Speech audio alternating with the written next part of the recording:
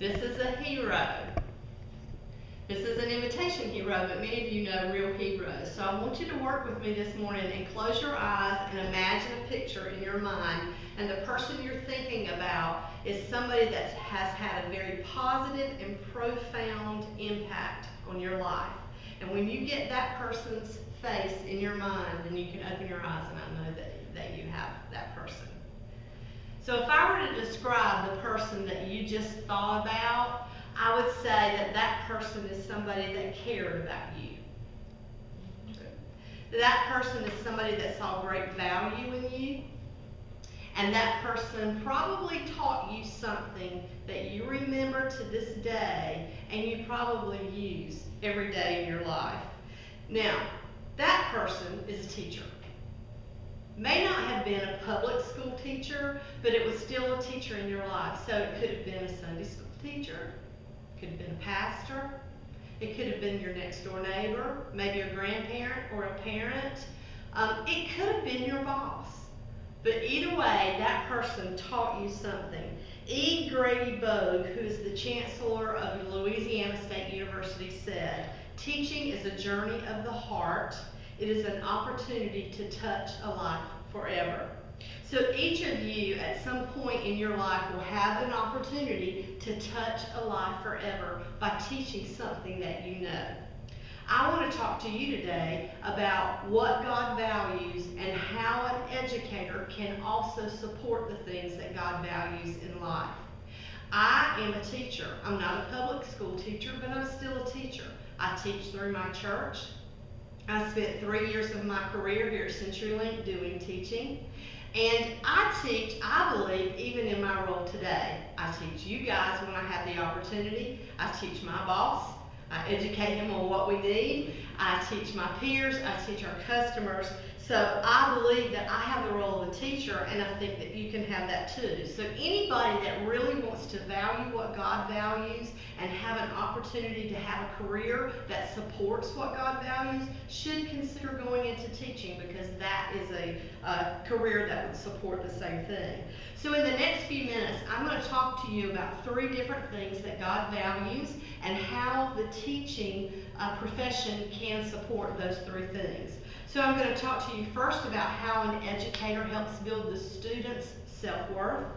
I'm going to talk to you about what God says about our minds and how an educator can support that. And then finally, I'm going to talk to you about how an educator can support a student in being ready for real life. So let's jump right in. The first thing is an educator can foster self-worth. Dr. Robert Brooks, PhD with Harvard Medical School, said this, and he's a psychologist that has also written many books. He said that teachers in schools play a major role in determining a child's sense of self-worth and dignity. Teachers can identify where a student is struggling in their learning, and by identifying where the struggle is and helping that child or that older student maneuver through that difficult place, it helps them build self-worth, because they don't feel like they're always failing, but they can see that sense of achievement, and that helps in their self-worth. In my role as an educator in the women's department at my church, many of the women that come through that are in a cycle of defeat are there because they have very low self-worth. Somebody's told them that they didn't do well in something, or they would never do well in something, and they've kind of agreed with that thought, and they've begun to act that out in their lives. So once we can educate them and say, you are worth, you're very valuable, you're in God's eyes, you're very worthwhile. When they begin to see that, they are able to break that cycle of being defeated, and they can start living in a more victorious place. God values each of us. In fact, the Bible tells us in Ephesians 2:10 that we are God's workmanship.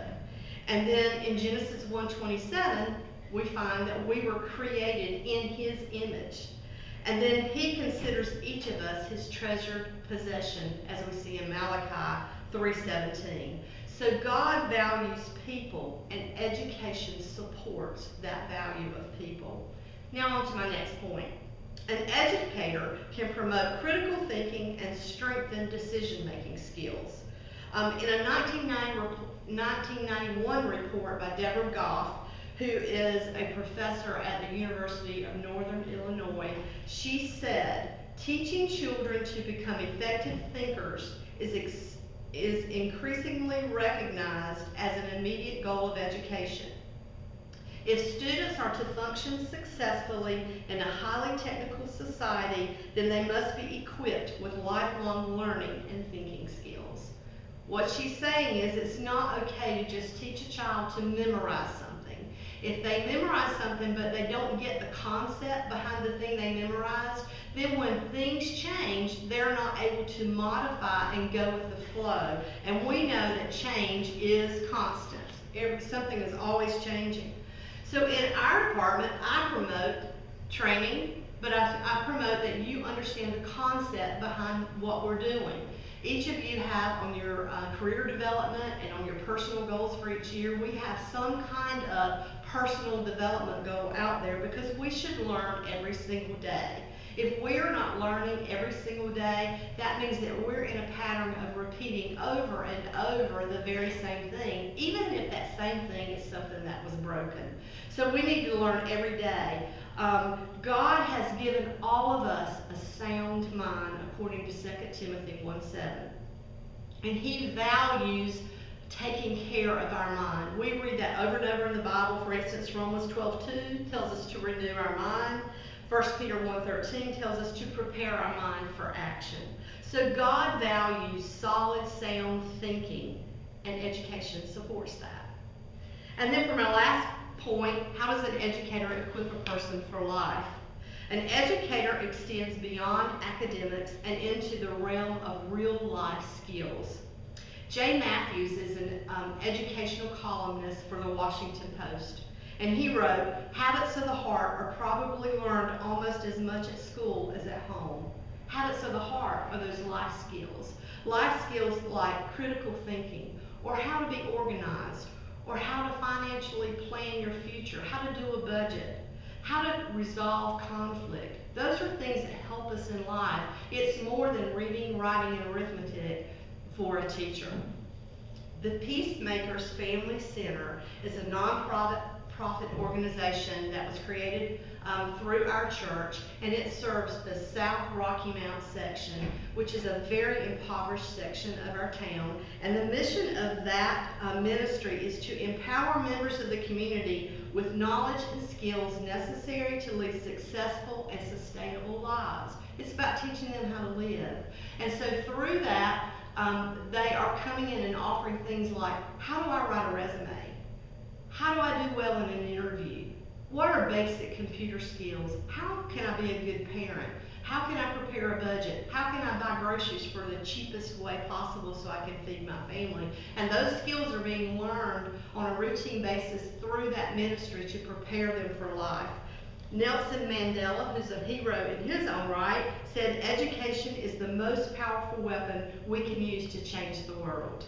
2 Timothy 3:17 tells us that God has given us His word so that we are equipped for every good work. And then Colossians 1:28 says, teaching was done to present everyone perfect in Christ, getting their life skills up. And Proverbs promises parents that if they teach their children the way to walk, when they're older, they'll still walk in those things that parents taught them. We teach them life skills. God values helping others, and we can do that through educational support. So that brings me to my conclusion. Teaching others is valued by God, and it can change the world. All of you can participate in the transformation of our world by sowing into the life of someone else. Find a place where you can teach something that you know. It'll please God, and it'll touch a life forever. It'll make you a hero. So remember that person that you had in your mind.